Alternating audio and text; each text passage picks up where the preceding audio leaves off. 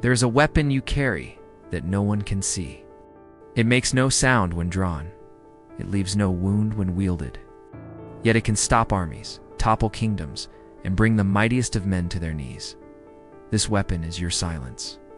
And today you're going to learn why it might be the deadliest tool in your arsenal. Listen carefully. In a world that screams for your attention, demands your reaction, and feeds off your emotional energy, the man who masters silence becomes untouchable. Not because he's weak, not because he's afraid, but because he understands.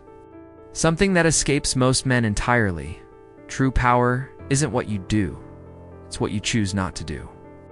You've been taught wrong. Society has conditioned you to believe that strength means speaking up, fighting back, proving your worth with words and actions. They've convinced you that silence is surrender, that walking away is weakness, that not responding makes you less of a man. But here's what they don't want you to know. Every time you react, every time you defend, every time you justify yourself to people who don't deserve your explanation, you're giving away pieces of your power. You're feeding parasites with your energy. You're allowing others to control the rhythm of your life. The ancient Stoics knew this. Marcus Aurelius, the most powerful man in the Roman Empire, wrote in his private journal how much trouble he avoids who does not look to see what his neighbor says or does. This wasn't the philosophy of a coward. This was the wisdom of a warrior emperor who understood that his attention was his most valuable resource. He knew that every moment spent reacting to others was a moment stolen from his own growth, his own purpose, his own inner kingdom. Imagine this scene. You're sitting across from someone who's trying to provoke you. Maybe it's an ex who's fishing for a reaction. Maybe it's a colleague who's undermining you in a meeting. Maybe it's a friend who's revealed themselves to be an enemy. The old you would have risen to the bait. You would have defended yourself, argued your position, tried to make them understand. But the new youth, a man forged in the fire of Stoic wisdom, you simply observe. You watch them exhaust themselves against the mountain of your stillness. You remain unmoved, unshaken, untouchable.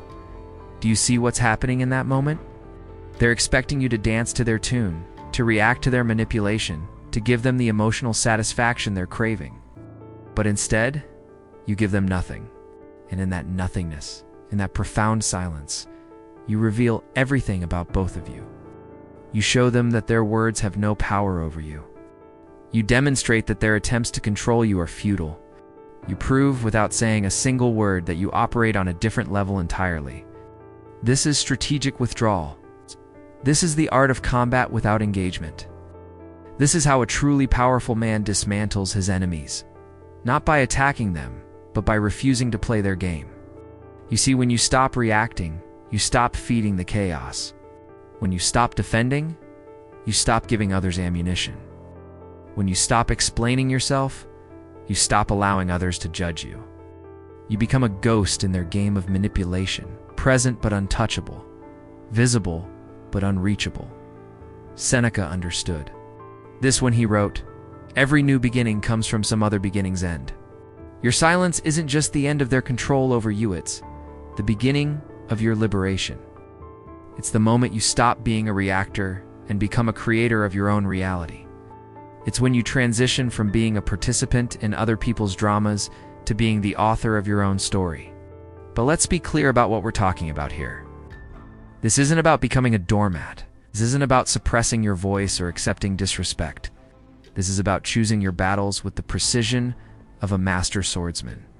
This is about understanding that some fights aren't worth your energy.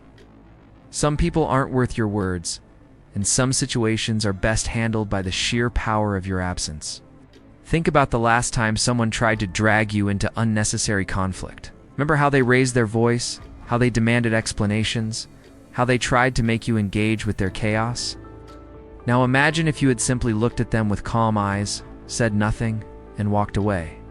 Imagine the confusion on their face. Imagine the power you would have felt in that moment. Imagine how different your day, your week, your entire energy would have been if you hadn't allowed them to steal your peace. This is what the Stoics called the discipline of desire, the ability to want what happens rather than demanding that what you want should happen. When someone insults you, instead of desiring their apology, you desire the strength to remain unaffected.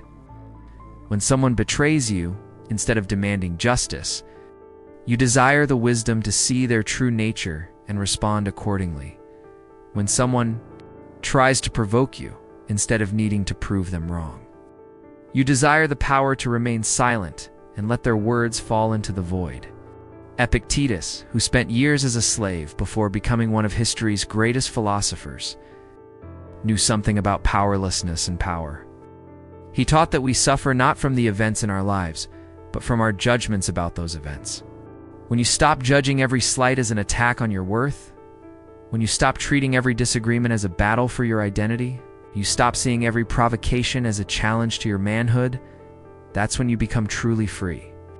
Your silence becomes a mirror that reflects back to others exactly who they are. The person trying to manipulate you suddenly sees their own desperation. The person trying to control you suddenly feels their own powerlessness.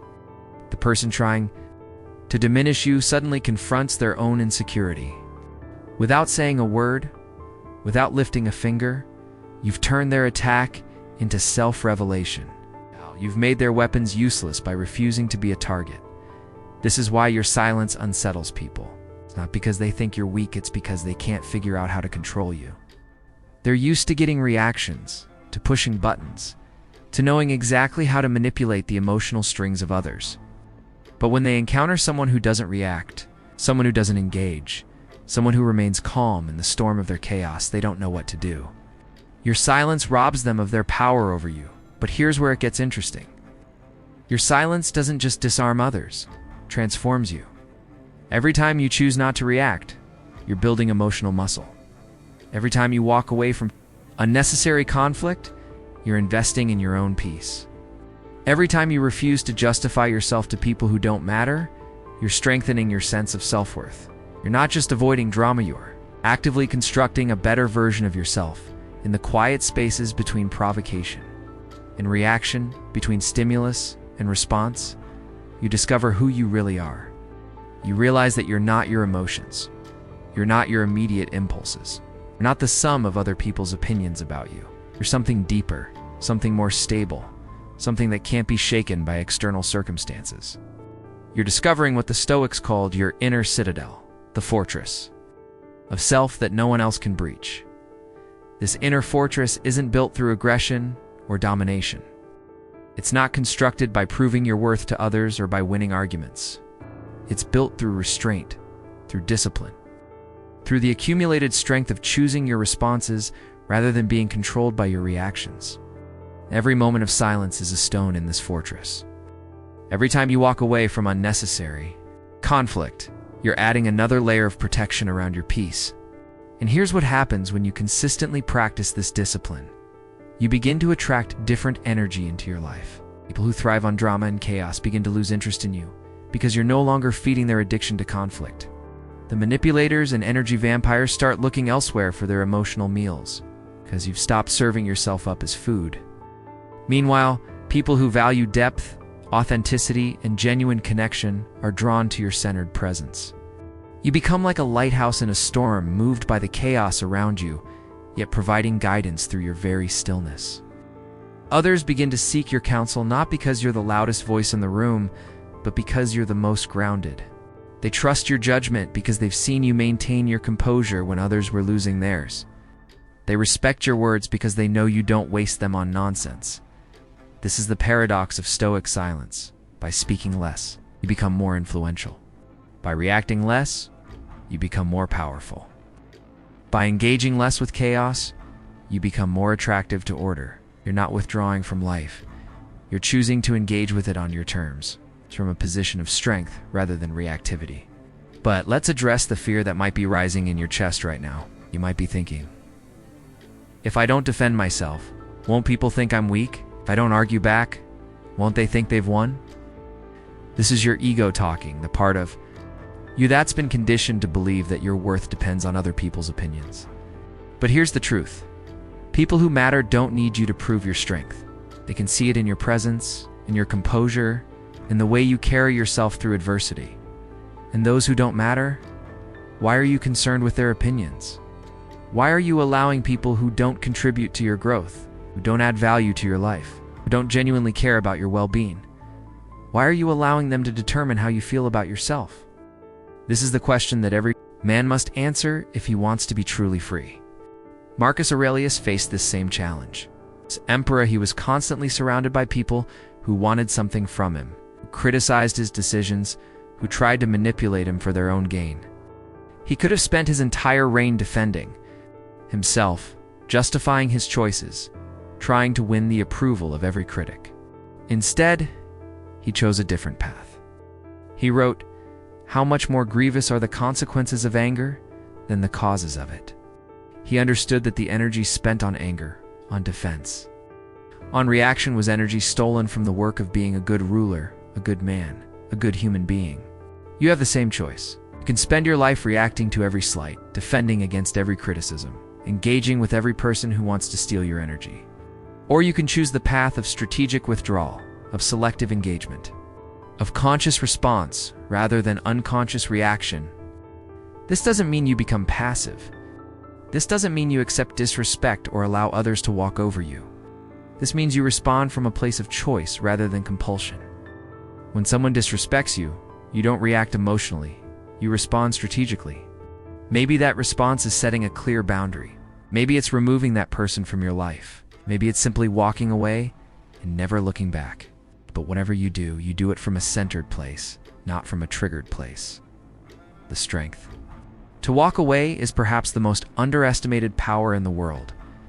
When you can look at a situation that's designed to hook your ego, designed to trigger your emotions, designed to make you react, and instead you can simply turn and walk away, when you know you've achieved something rare and valuable. You've achieved emotional independence. You didn't lose your voice. You sharpened it in silence. You didn't give up your power. You consolidated it. You didn't run away from the fight. You chose not to participate in someone else's war. You recognize that some battles aren't worth fighting, not because you can't win them, but because winning them would cost you something more valuable than victory, your peace. Let them wonder why you stopped responding. Let them feel the absence of the man they once thought they owned. Let them exhaust themselves trying to provoke you back into their game. While they're burning energy on anger, on frustration, on the desperate need to get a reaction from you, you're investing that same energy in your growth, in your goals, in becoming the man you're meant to be. This is the alchemy of silence. It transforms not just how others see you, but how you see yourself. When you no longer need external validation, when you no longer require others to understand you, when you no longer feel compelled to justify your existence to people who don't matter, that's when you become truly powerful.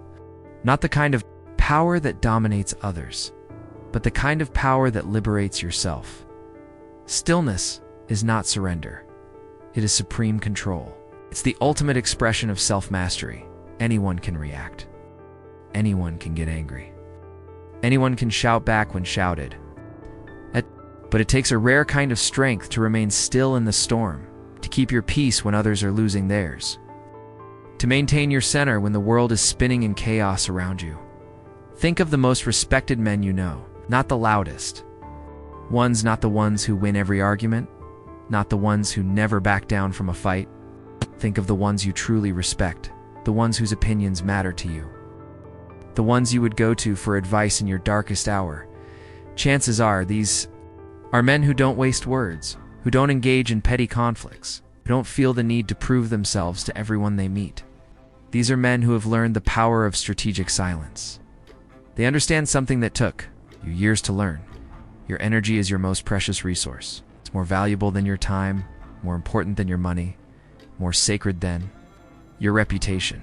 And every moment you spend engaged in meaningless conflict, every ounce of emotional energy you waste on people who don't deserve it, every second you spend defending yourself to those who have already made up their minds, it's about you. That's energy stolen from your purpose, from your growth, and the people and goals that actually matter. The man who has mastered strategic withdrawal doesn't avoid conflict because he's afraid of it. He avoids unnecessary conflict because he's focused on necessary goals. He doesn't walk away from fights because he can't win them. He walks away because winning them wouldn't move him closer to who he wants to become. He doesn't stay silent because he has nothing to say. He stays silent because he's learned the difference between speaking and being heard. between reacting and responding, between proving a point and living one. This is what separates the boys from the men. Boys react to everything. Men respond. To what matters?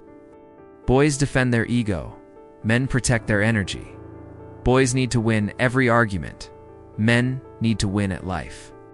Boys are controlled by their emotions. Men are governed by their principles.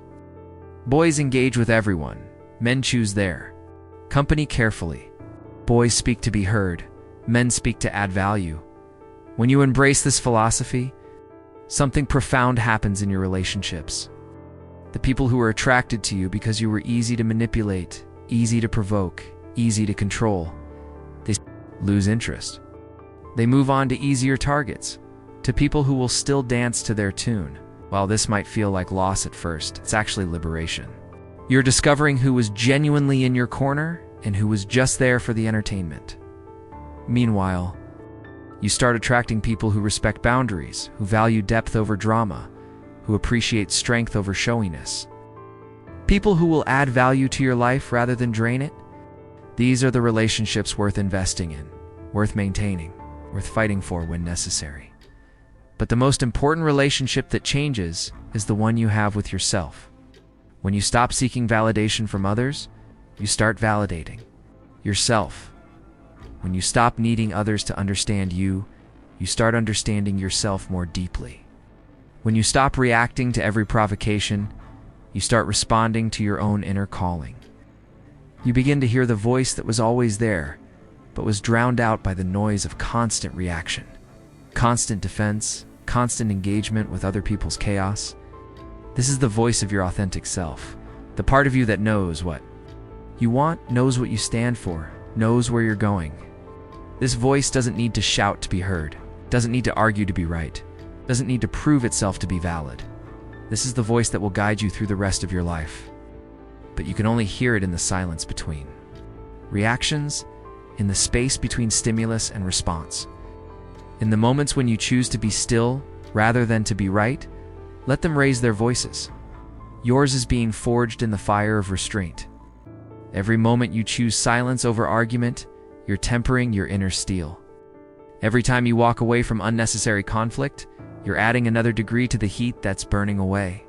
Your need for external approval? Every instance of strategic withdrawal is hammering your character into something stronger, something more resilient, something more valuable. You're not becoming silent because you have nothing to say. You're becoming selective about when and where and to whom you speak. You're not avoiding conflict because you're afraid of it. You're choosing your battles based on what serves your higher purpose rather than what feeds your immediate ego.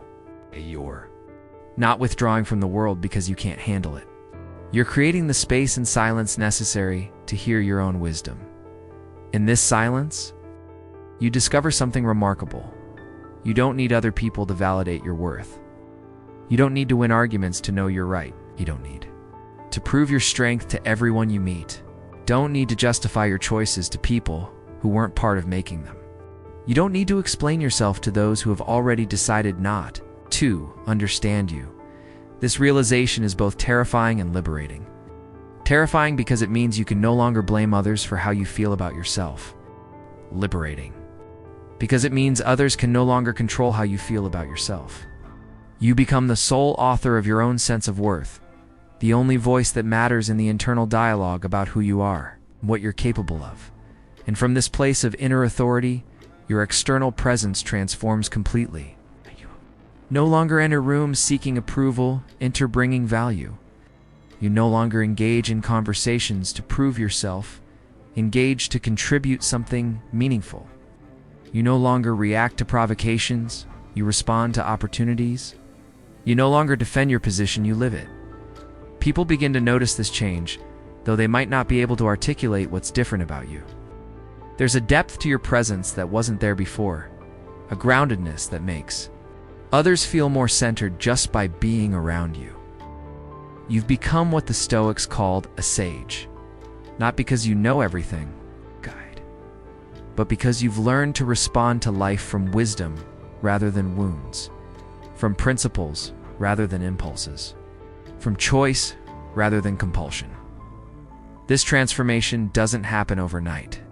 It's the result of countless small choices, daily disciplines, moment-by-moment decisions to choose response over reaction. Every time you feel the urge to defend yourself and choose silence instead, you're building this new version of yourself. Every time someone tries to provoke you and you remain unmoved, you're adding another layer to your inner fortress. Every time you walk away from unnecessary drama, you're walking toward the man you're meant to become. The path isn't always easy. There will be moments when staying silent feels like swallowing poison. There will be times when walking away feels like defeat. There will be people who interpret your withdrawal as weakness, your silence as admission of guilt, your peace as passivity. Let them. Their misunderstanding is not your problem to solve. Their need for you to react is not your responsibility to fulfill. Their opinion of your strength is not your reality to accept. You know what you're building in the quiet moments. You know what you're creating in the space between provocation and reaction. You know that every moment of restraint is an investment in your future self. Every act of strategic withdrawal is a step toward true freedom. Every choice to remain silent is a declaration of independence from other people's control over your emotional state. The ancient Stoics had a practice called negative visualization, imagining the loss of things you value in order to appreciate them more fully while you have them. Apply this to your peace, to your energy, to your inner quiet. Imagine what your life would be like if you gave these things away freely to anyone who demanded them. Imagine the chaos, the exhaustion, the constant state of reaction and defense. Now compare that to the life you're building through strategic silence, through selective engagement, through the disciplined choice to respond rather than react. You walked away not to escape the world, but to master your place in it. You didn't run from the fight. You chose not to participate in someone else's war. You didn't lose your voice. You refined it, concentrated it, made it more powerful by using it more sparingly. You didn't become weak. You became strategic. You didn't surrender. You achieved supreme control in the end. This is what separates the wise from the reactive, the powerful from the powerless, the free from the enslaved, the ability to choose silence in a world that profits from your noise, the strength to walk away from what doesn't serve you, the discipline to respond from your center rather than your wounds. You are not what others say you are. You are not defined by your reactions to their provocations. You are not diminished by their misunderstanding or strengthened by their approval. You are the steady presence that remains when all the noise fades away. You are the lighthouse that stands unmoved while storms rage around it. You are the mountain that watches civilizations rise and fall without losing its center. Your silence is not emptiness, it's fullness. Your withdrawal is not retreat, it's strategy. Your stillness is not passivity, it's power. You have learned the greatest lesson that life can teach, that your peace is more valuable than their understanding, your energy more precious than their approval, your time more sacred than their drama.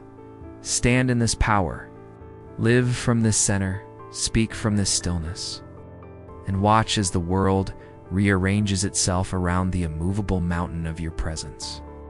You have become untouchable not because you've built walls, but because you've built character. Not because you've grown hard, but because you've grown wise. Not because you've stopped caring, but because you've learned to care about what truly matters. This is your silence. This is your power. This is your freedom.